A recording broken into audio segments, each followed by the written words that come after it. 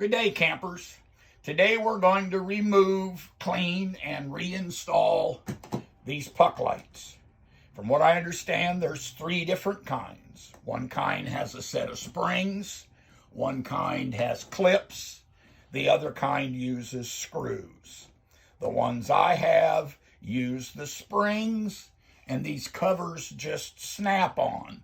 So what we're going to do is remove this puck light so that we can remove the cover, clean the cover, and put them back in.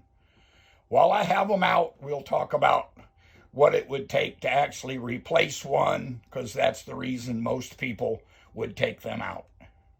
Before we actually remove the lights, these lights, we have access to the back so you can see how they actually install. You can see the springs, and this is the opening. So you pull down on the light and then just keep pulling until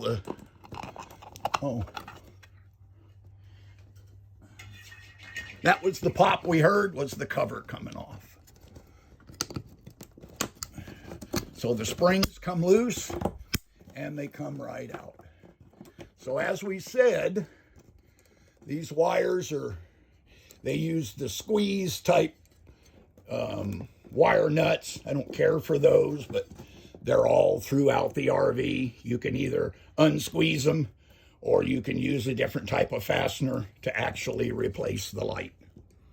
All right, so this little clip right here is what holds the cover on the light. There are 3 of them set, 1/3 of the way, all the way around.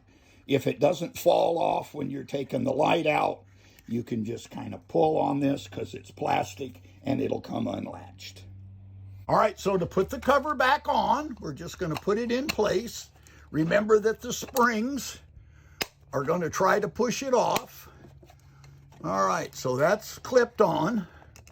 So you'll want to put the springs in first.